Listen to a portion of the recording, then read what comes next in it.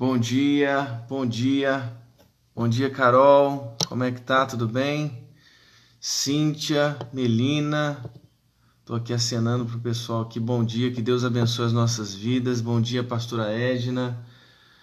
Bom dia, Toninho. Como vocês estão? Ju Cris Milhomem, bom dia. Como é que vocês estão? Grace, minha prima também, bom dia. Que Deus nos abençoe de verdade. Nós estamos mais uma vez na presença do Senhor. Bom dia, mãe, Alain. E nós queremos buscar a presença dele, buscar seu amor, sua palavra. Para mim tem sido assim uma grande realização estar todas as manhãs aqui aprendendo mais da palavra de Deus. Eu acho que é tão fundamental para as nossas vidas, né? A gente começar as nossas manhãs buscando a presença de Deus. Estou vendo aqui o Eric, a Cris Modesto, muita saudade de vocês, que Deus abençoe de verdade a vida de vocês. E tem sido assim nossas manhãs, né? Todos os dias às 7 horas da manhã. Convide amigos aí agora, né? Mande para os seus amigos, para que eles estejam aqui também nesse momento buscando a presença do Senhor. Acho que é fundamental isso. Bom dia, Natália. Bom dia, Nilza. Convidem amigos para a gente buscar a presença de Deus juntos, agora, diante da palavra dele. Eu quero orar com você. Eu quero falar com Deus junto com você. Vamos conversar com ele nesse momento. Vamos começar o nosso dia buscando a presença dele. Se você pode, feche seus olhos nesse momento e vamos falar com Deus. Deus, muito obrigado por mais uma manhã na tua presença. Que o Senhor derrame a tua graça sobre as nossas vidas. Que o Senhor derrame o teu amor sobre nós. Nós estamos aqui, Senhor, diante da tua palavra, pedindo a Deus que o Senhor fale aos nossos corações. Nós queremos ouvir a tua voz. Fala conosco, Deus, no nome de Jesus. Amém e amém. Gente, que bom. Eu quero ler para você a palavra de Deus. Estou aqui acenando para a Sheila também.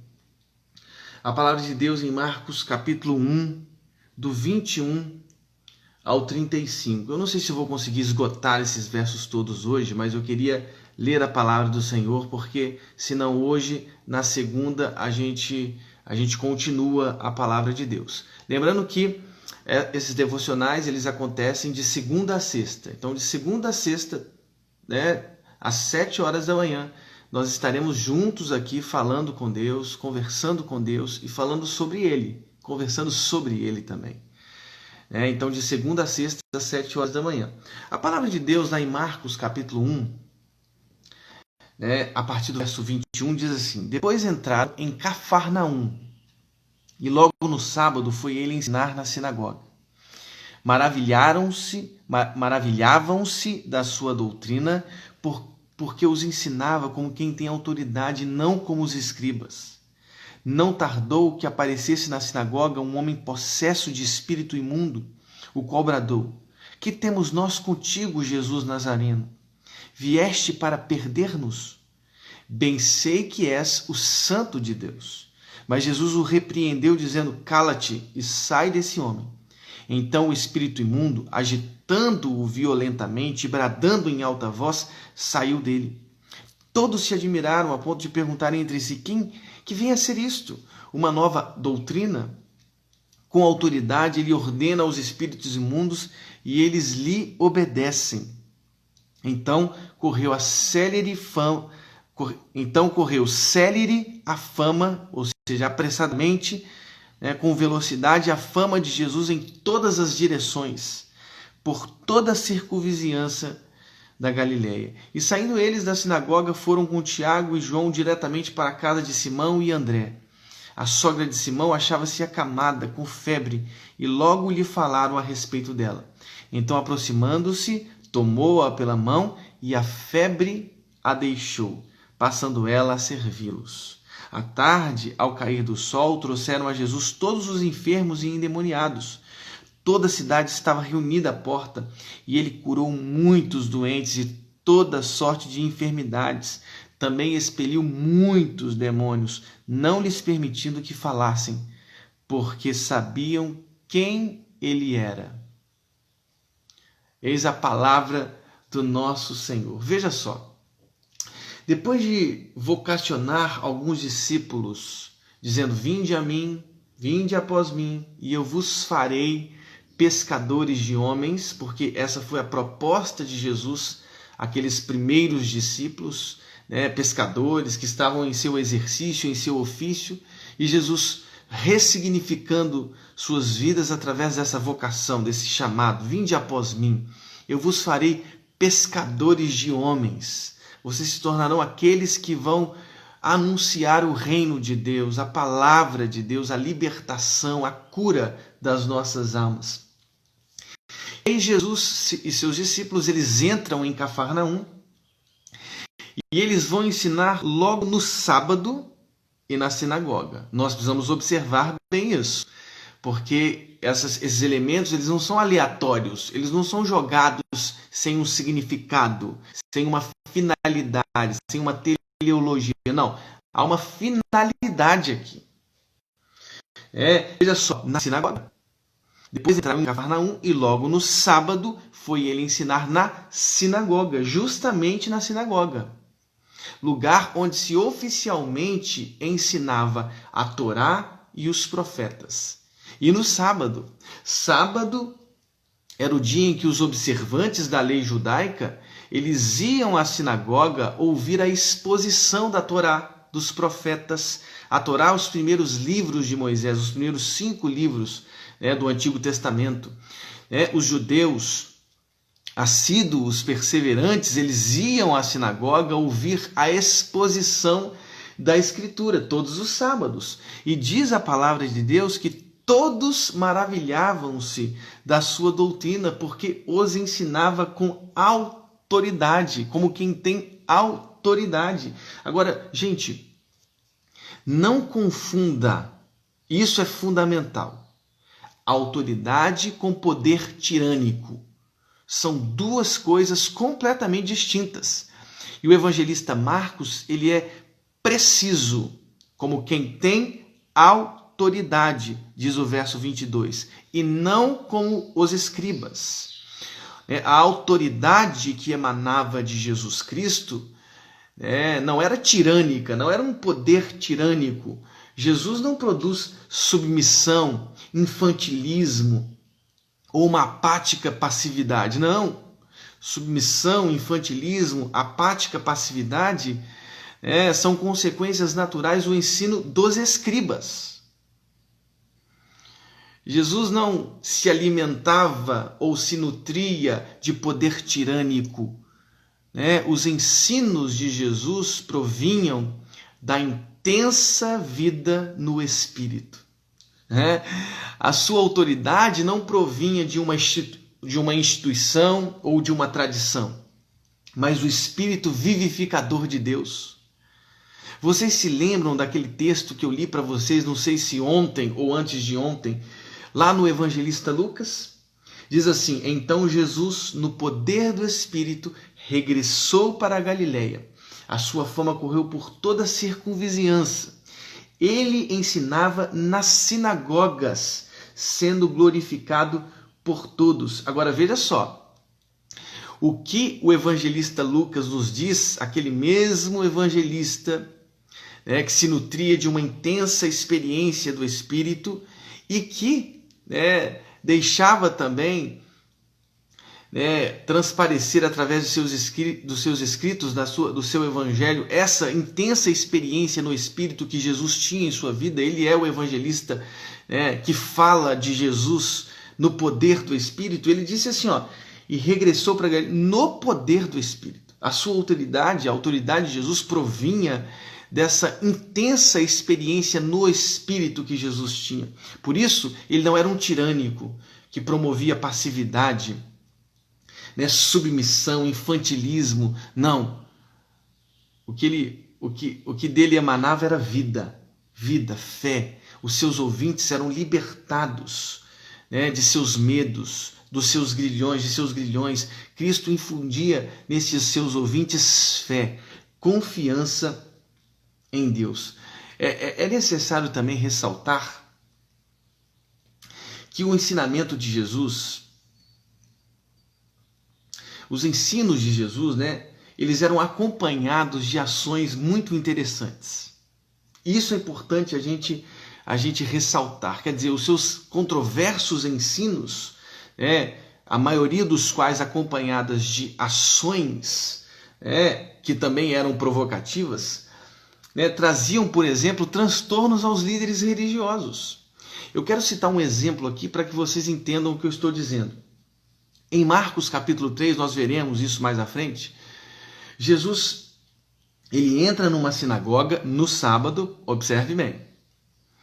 E lá na sinagoga, neste sábado, pessoas o observavam para ver se ele curaria no sábado.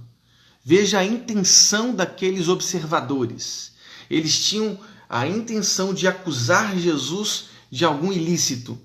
Agora veja, Jesus, que ensinava não só com palavras, mas com gestos, com ações simbólico-proféticas, o que ele fez? Ele chamou um homem que tinha uma das mãos ressequida para o meio da sinagoga e ele lançou uma pergunta pública.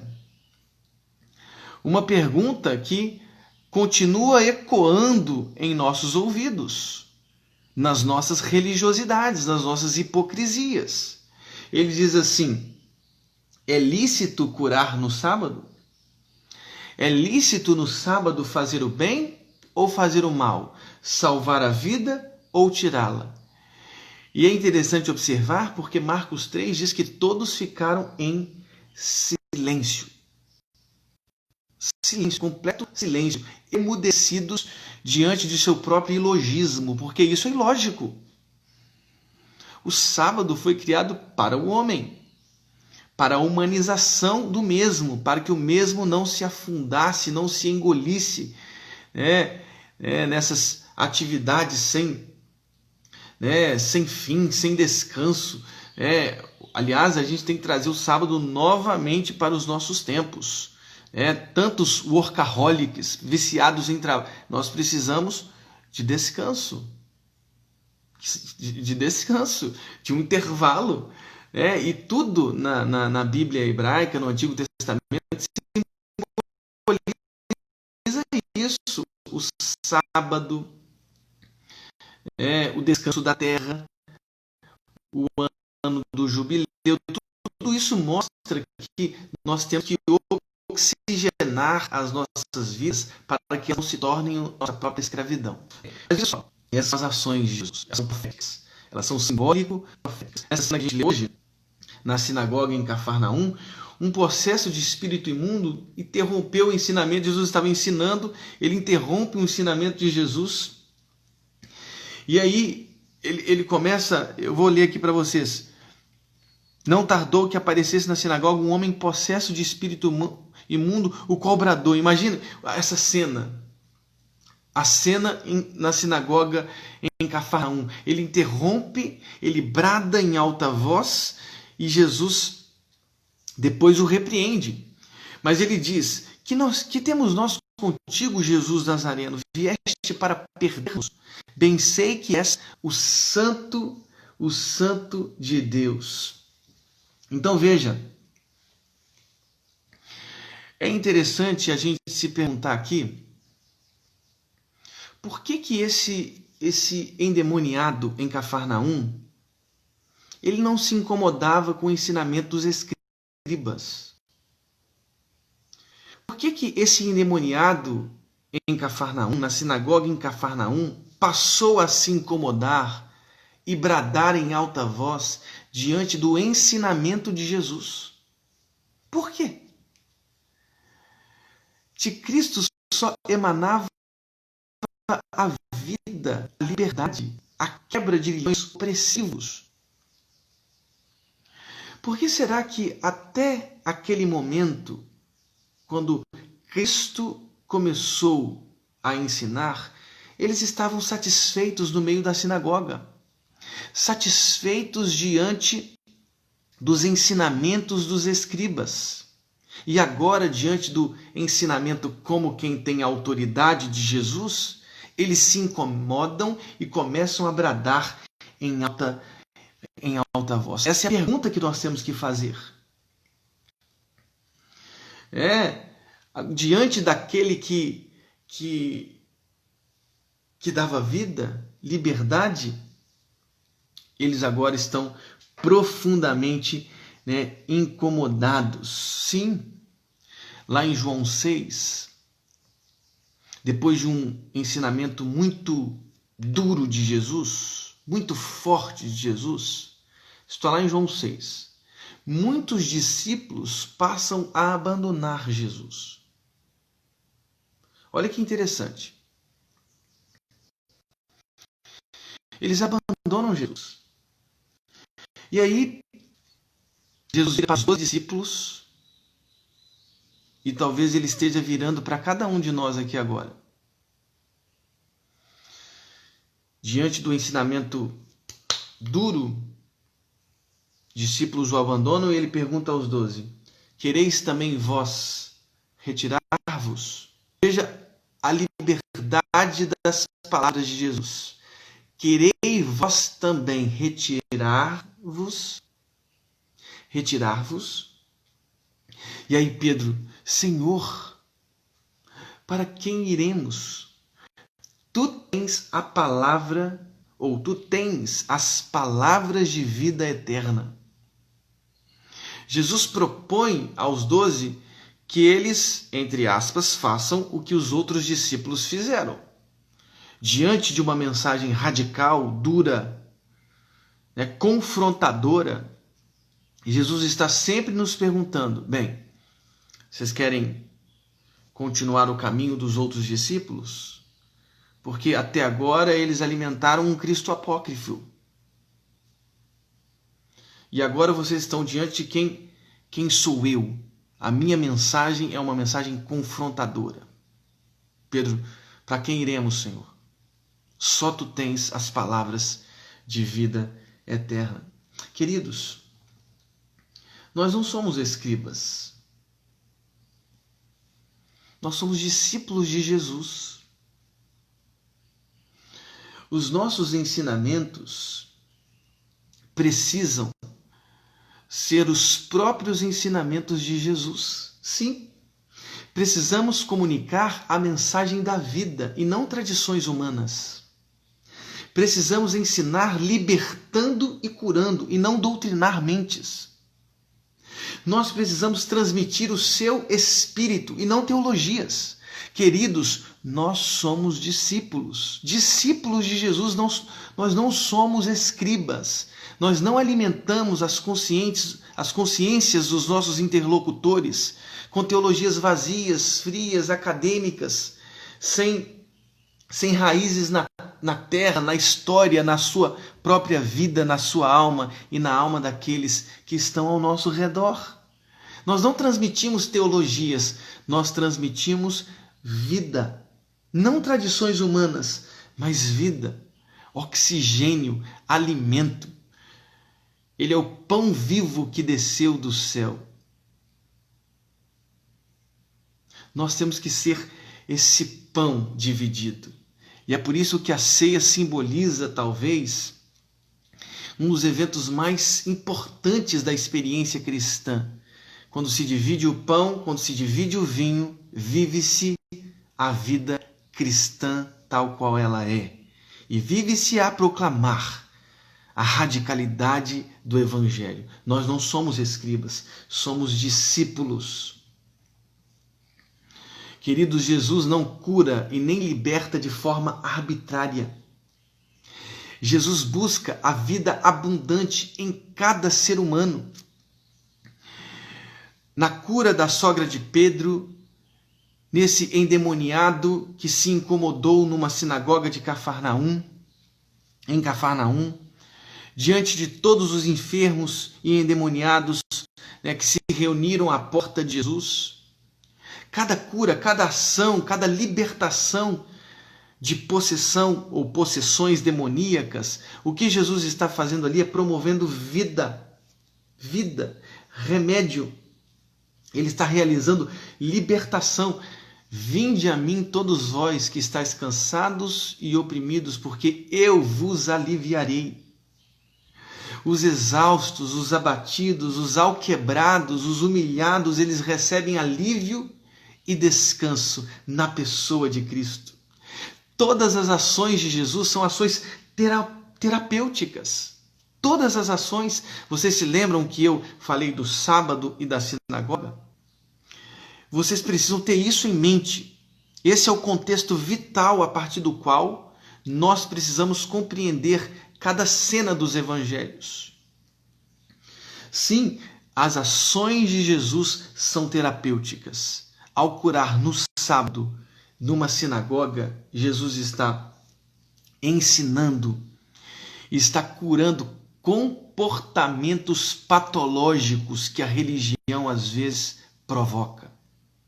Quando Jesus cura no sábado e cura no meio de uma sinagoga um homem de uma mão ressequida, quando ele quebra as algemas possessivas de demônios que aprisionavam o coração, a alma daquele que começou a gritar no meio da sinagoga, o que Jesus está fazendo é quebrando, destruindo comportamentos patológicos da religião, quebrando legalismo. Quanto legalismo? Quebrando hipocrisia, quebrando rigorismo vazio de amor. Há tantas pessoas religiosas, há tantas pessoas com rigor em suas expressões doutrinárias, isso é tudo muito importante. O dogma é importante, a doutrina é importante, a confissão de fé é importante, né? Esses 20 séculos, né, que estão aí atrás de nós não podem ser rejeitados pela espiritualidade protestante. Isso é uma coisa que eu sempre tenho falado. Acho que um dos grandes problemas da formação de um seminarista protestante evangélico é que às vezes o protestantismo deixa de se nutrir das experiências mais ricas dos primeiros concílios, da patrística, dos teólogos medievais, os próprios teólogos protestantes, como Lutero, Calvino. A gente dispensa tudo isso. Eu não estou aqui falando contra a doutrina, contra a tradição, contra o dogma, porque eu sou a favor de tudo isso. Mas isso tudo sem vida, isso tudo sem amor, isso tudo sem caridade, Deus despreza. Deus desprezou em Amós, Deus desprezou em Isaías, Deus desprezou em Miqueias e Deus despreza hoje. Não adianta nada nós sabermos tantas doutrinas, termos um rigorismo,